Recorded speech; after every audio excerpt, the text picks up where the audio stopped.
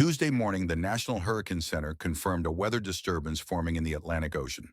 By Wednesday night, the system is expected to move closer to the Carolinas, bringing heavy rain and strong winds. The heaviest impact is predicted along the coasts of North and South Carolina late Thursday, with rainfall totals reaching several inches in some areas. Emergency officials are urging residents to stay alert, prepare supplies, and monitor advisories as flash flooding and dangerous travel conditions may develop overnight. Updates will continue every 6 hours until the system passes. For more updates, please like and subscribe. Quick trend update.